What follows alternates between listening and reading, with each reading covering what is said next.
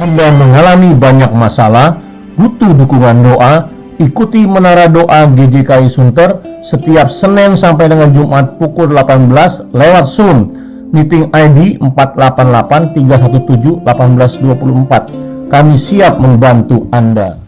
Shalom, salam sejahtera dan salam sehat bagi kita semua. Berjumpa kembali dalam Setetes Embun Pagi, episode 218 dengan tema Tanah yang Berbatu-Batu. Firman Tuhan diambil dari Markus 4 ayat 5-6 yang berbunyi, sebagian jatuh di tanah yang berbatu-batu, yang tidak banyak tanahnya.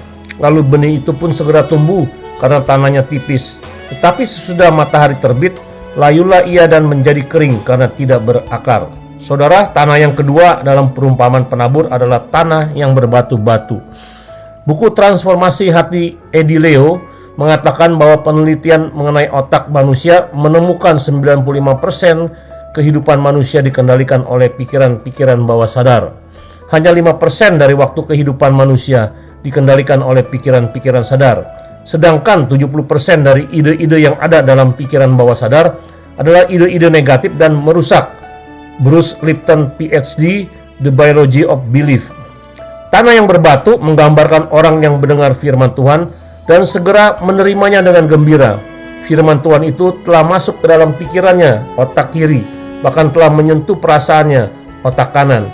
Namun kondisi tanah yang berbatu itu membuat firman Tuhan itu tidak dapat menembus ke dalam pikiran bawah sadarnya, sehingga firman tersebut tidak dapat mengendalikan kehidupan manusia.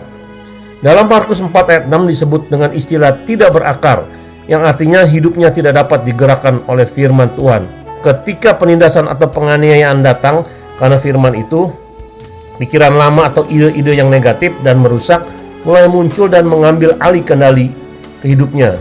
Akhirnya orang tersebut menjadi murtad. Firman Tuhan yang tidak masuk dan mendiami pikiran bawah sadar tidak memiliki kuasa untuk mempengaruhi dan menggerakkan hidup kita. Bagaimana caranya supaya firman Tuhan dapat berakar dalam pikiran bawah sadar? Pertama, dibutuhkan keterbukaan ide-ide negatif dalam pikiran bawah sadar lewat pengakuan kepada seseorang. Pengakuan ini dapat mengeluarkan ide-ide negatif tersebut dari pikiran bawah sadar. Orang yang menjadi pendengar bertugas membawa doa kepada Tuhan untuk minta dipulihkan. Butuh rasa empati yang kuat bagi si pendengar. Yakobus 5 ayat 16 mengatakan, jika mereka saling mengaku dosa dan saling mendoakan, menghasilkan kesembuhan. Kedua, untuk supaya firman Tuhan berakar diperlukan perenungan firman Tuhan yang konsisten. Diperlukan perenungan sampai 7 kali secara mendalam dan berkala selama 21 hari. Ini berdasarkan penelitian tentang otak yang menunjukkan bahwa agar terjadi pembersihan pikiran atau detoksifikasi. Semakin sering seseorang melakukan perenungan firman Tuhan dalam sehari, maka ide-ide negatif dalam pikiran bawah sadar akan terbongkar beserta tipuannya. Dengan demikian cara pandang kita akan berubah menjadi benar. Caroline Leaf, Who Switched Off My Brain. Bagaimana dengan Anda? Lakukan pelatihan-pelatihan ini untuk supaya Anda berakar dalam firman. Jangan setengah hati, tapi lakukanlah dengan segenap hati, maka Tuhan akan menolong dan membangun imanmu lewat kuasa firman-Nya. Tuhan Yesus memberkati, mari kita berdoa.